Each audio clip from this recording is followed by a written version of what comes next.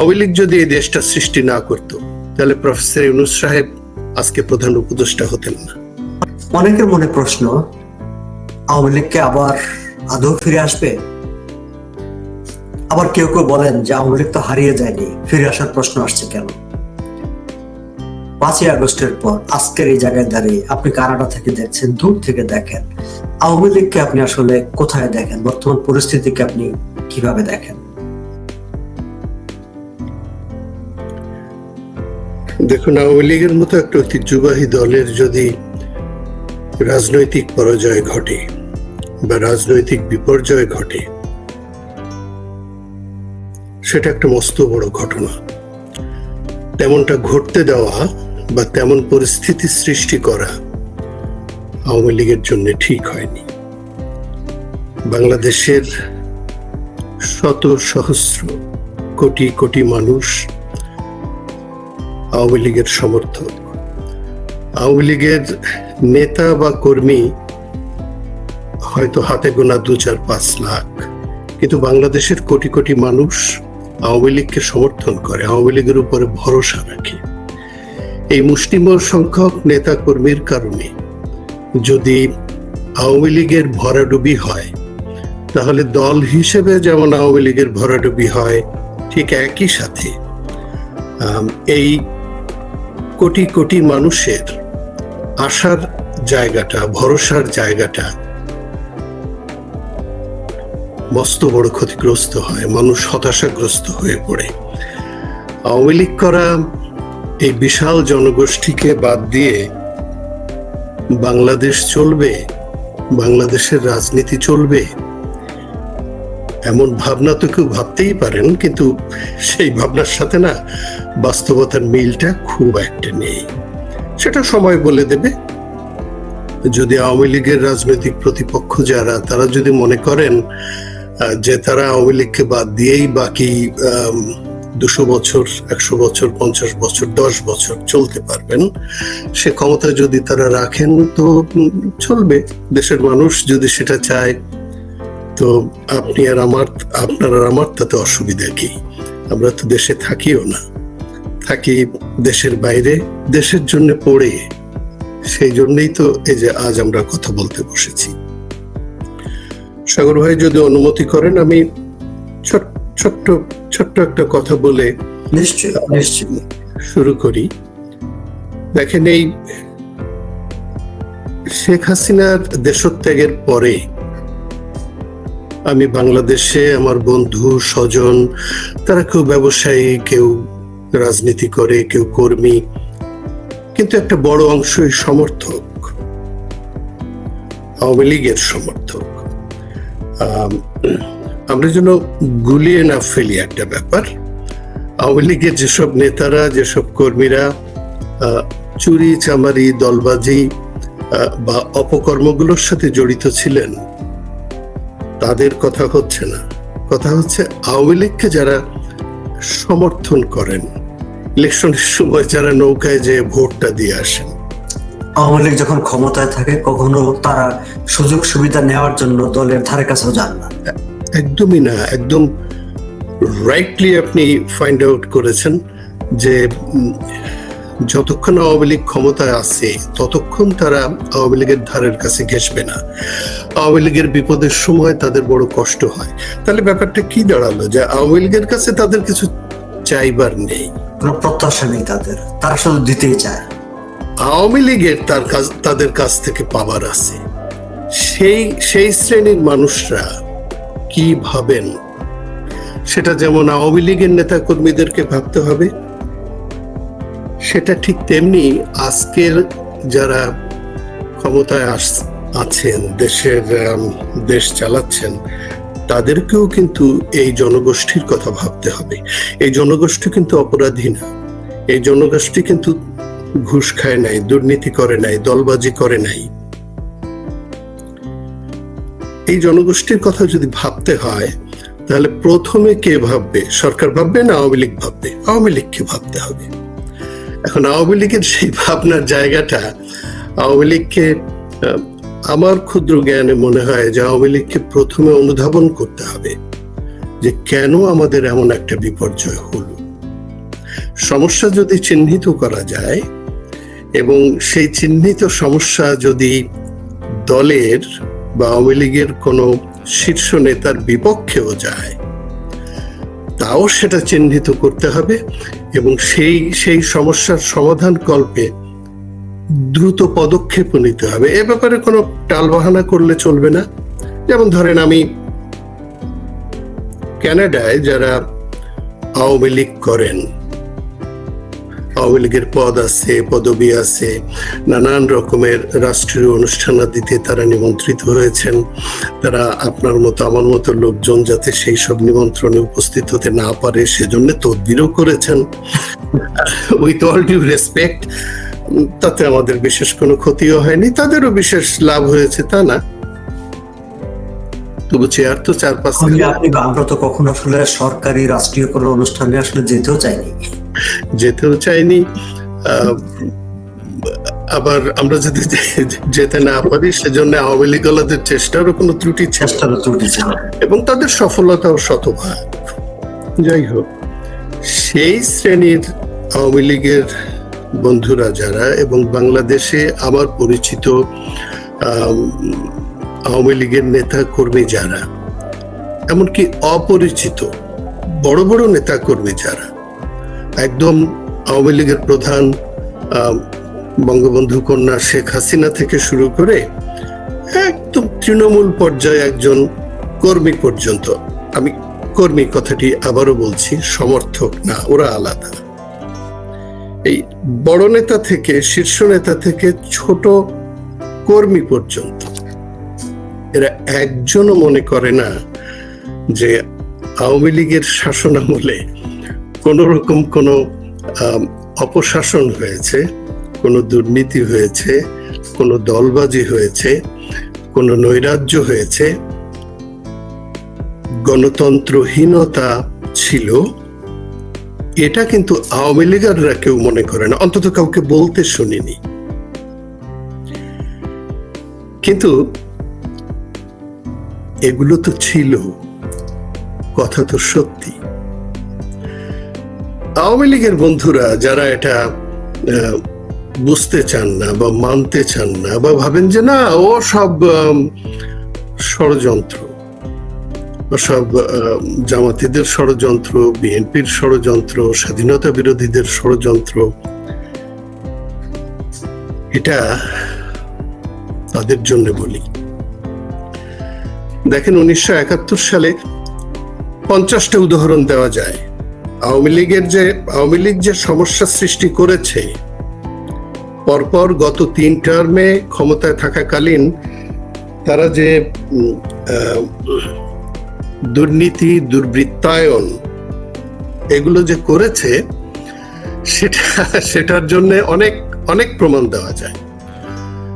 আমি একটু ফুটনোট হিসেবে বলে রাখি, আওয়ামী লীগ সরকারের ভালো কাজের ফিরিস্তিও কিন্তু অনেক লম্বা, অবশ্যই অনেক অনেক লম্বা। তো আজকের এই প্রেক্ষিতে আওয়ামী লীগের প্রশংসা করে আওয়ামী লীগের ক্ষতি আর না বাড়াই, প্রশংসা করবার সময় যদি আল্লাহ পাক আনেন আমরা করবো আরেকদিন, কিন্তু আমরা মনে করি প্রশংসা করার আজকে আওয়ামী লীগের প্রশংসায় আওয়ামী লীগের কোনো উপকার হবে না, ক্ষতি ছাড়া। সেজন্য প্রশংসা না করি, আজকে আওয়ামী লীগের মন্দ দিকগুলোই বলি, যদি তাতে আওয়ামী লীগারদের কানে পানি ঢোকে এবং সেই পানি তারা বের করে। দেখুন, আমি একটা ছোট্ট উদাহরণ দিই। আপনার বোধহয় তখনও জন্ম হয়নি, 71-এর কথা বলছি আমি তখন ক্লাস 3-তে পড়ি। আর আমার শৈশব স্মৃতি কোনো বিশেষ কারণে ভীষণ ভাবে মনে আছে। দেশ যখন স্বাধীন হলো, 16 ডিসেম্বর দেশটা স্বাধীন হয়ে গেল, বঙ্গবন্ধু তখনও দেশে নাই। সারা দেশে দণ্ড প্রতাপে যে মুসলিম লীগাররা, জামাত ইসলামের লোকজনরা, রাজাকার, আলবদররা, সারা দেশে যে দাপট তাদের, অস্ত্র হাতে দাপট তাদের, যার অস্ত্র নাই তারও দাপট। সেই দাপুটে রাজনৈতিক সন্ত্রাসীরা গর্তের মধ্যে ঢুকে গেল, ওই গর্তেই থাকলো। গর্তে তারা কেন ঢুকলো? কি তাদের বলেছে গর্তে যাও? না, তা যায় নাই। কিন্তু তাদের দেখলে মেরে ফেলবে এরকম একটা ভীতি তাদের মনের মধ্যে কাজ করেছে। এটা অপরাধ বোধ। 1971-এ যে নৃশংসতা ওই শ্রেণী করেছে, ওই রাজাকার, আলবদর, মুসলিম লীগ আর জামাত ইসলামীরা যে নৃশংসতা করেছে, যে রাজনৈতিক নৈরাজ্য তারা সৃষ্টি করেছিল বাংলাদেশে, সেটা তারা জানতো। সেই জানা থেকে তারা গর্তে ঢুকে গেল। আজও 71-এর সেই অপরাধীরা কেউ কিন্তু অপরাধ স্বীকার করেনি। ক্ষমা চাওয়া তো অনেক দূরের কথা। তাতে কি হয়েছে লাভ? বাংলাদেশের রাজনীতিটা আজকে দুই ভাগে বিভক্ত, স্বাধীনতার পক্ষ, স্বাধীনতার বিপক্ষ। কখনো স্বাধীনতার পক্ষের শক্তি চাঙ্গা দিয়ে ওঠে, কখনো স্বাধীনতার বিপক্ষের শক্তি চাঙ্গা দিয়ে ওঠে। এই যে ডান পাশের চাঙ্গা আর বাম পাশের চাঙ্গা, মাঝখানে আমরা তো চ্যাপ্টা। আমাদের গতি কি? যদি এই 71-এর স্বাধীনতা বিরোধীরা তখন ক্ষমা চেয়ে নতুন করে রাজনীতি শুরু করতো, এই বিভাজন কিন্তু এতটা হতো না। আবার তারা রাজনৈতিক ভাবেও যদি দেশের মানুষ তাদের চাইতো, তারা কিন্তু অনেক বেশি সমৃদ্ধশালী হতে পারত। যাক, এই পর্যন্ত যা বললাম 71-এর অপরাধীদের ব্যাপারে, সে পর্যন্ত বোধহয় দেশের কোনো মানুষ, এমনকি সে অপরাধীরাও দ্বিমত করবেন না। এবারে বলি যে এই 5ই আগস্টের পরে আওয়ামী লীগের নেতা কর্মী এদেরকে পালাতে হলো কেন? কারণ তো আছে। কারণটা কি? সেই কারণটা যারা পালাচ্ছেন তারা জানেন যে তারা অপরাধ করেছেন।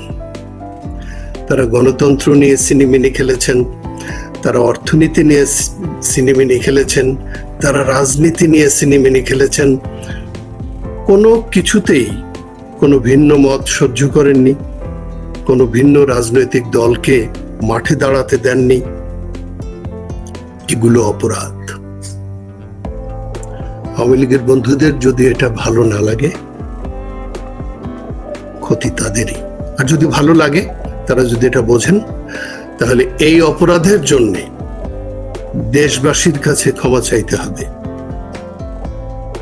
আমি আবারও বলি, ক্ষমাটা দেশবাসীর কাছে চাইতে হবে, কোনো ব্যক্তি বিশেষের কাছে না। কোনো ব্যক্তি বিশেষের কাছে না, জনগণের কাছে, দেশবাসীর কাছে।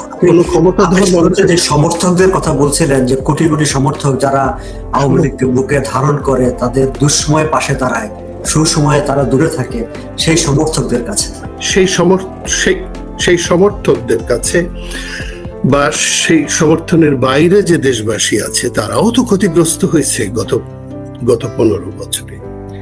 এই সমস্ত মানুষের কাছে আওয়ামী লীগকে ক্ষমা চাইতে হবে। ক্ষমা চেয়ে, ব্যাপারটা তো এমন না যে আওয়ামী লীগের সমর্থকরা বা আওয়ামী লীগের ঘোর বিরোধীরা মাথায় ঝাঁকা নিয়ে ঝাঁকার মধ্যে ক্ষমা বসায় বসায় দৌড়ায় বেড়াচ্ছে। আওয়ামী লীগের কখন ক্ষমা চায়, ঝাঁকার থেকে ছুঁড়ে ছুঁড়ে ক্ষমা দিয়ে দেব, ব্যাপারটা তো তা না। ক্ষমাটা চাইতে হবে অন্তর থেকে। অন্তরটাকে পরিষ্কার করতে হবে ক্ষমা চাওয়ার জন্য, এবং ওই পরিষ্কার অন্তর প্রত্যেক নেতা কর্মীর বাকি জীবন ধরে রাখতে হবে। ক্ষমা চাইতে চাইতে চাইতে চাইতে একটা সময় ক্ষমা পাওয়া যাবে। মানুষের মন দুর্বল হয়। যখন আপনি হাত জোড় করেন কারো কাছে, সে প্রথমবারে আপনার হাত ধাক্কা দিয়ে সরিয়ে দিতে পারে, দ্বিতীয়বারে অত জোরে ধাক্কা হবে না। আস্তে আস্তে আস্তে আস্তে আওয়ামী লীগও ক্ষমা পাবে, কিন্তু ক্ষমা চাইতে হবে।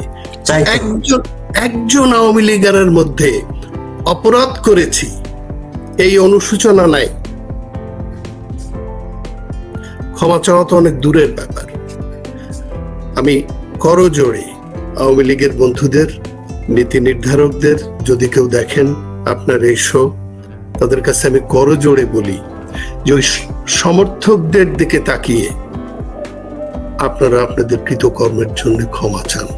দেশবাসীর কাছে ক্ষমা চাইলে রাজনৈতিক নেতার, রাজনৈতিক দলের সম্মান বাড়ে, সমৃদ্ধি বাড়ে, ভোট বাড়ে, সমর্থন বাড়ে। এতে এই জায়গাটায় সাজ্জাদ ভাই, যে অনেকে মানে আওয়ামী লীগারদের অনেকে একটা যে আর্গুমেন্ট তারা সামনে নিয়ে আসে, আপনি জামাতে ইসলামী বা রাজাকার আলবদর ওদের কথা বলেছেন, যে তারা ৭১ তাদের অপকর্মের জন্য, কৃতকর্মের জন্য তারা তো ক্ষমা চায়নি, তারা ক্ষমা না চেয়েও তো দেশের রাজনীতি করছে। মৌলানা ভাসানীর দল, বঙ্গবন্ধু শেখ মুজিবুর রহমানের দল, হোসেন শহীদ সরোয়ার্দির দল যদি কে ক্ষমা চায়নি বলে আমিও চাইবো না এই অবস্থান নেয়, তাহলে যে সমর্থকদের কথা বলছিলাম, কোটি কোটি সমর্থক, তাদের কবরে যাওয়া ছাড়া আর কোনো উপায় থাকে না। এই লজ্জা রাখবার কোনো জায়গা থাকে না। যদি আওয়ামী লীগেরা মনে করেন জামাত তো ক্ষমা চায় না, আমি চাবো, জামাত আর তুমি এক নাকি? জামাত আর তুমি এক নাকি? নিশ্চয়ই না। তুমি একটা দেশকে স্বাধীন করে, স্বাধীন দেশ দিয়েছো। আজকে এই যে আমরা কানাডায় আসছি, আজকের একদম যদি আমি সরকার নিয়ে বর্তমান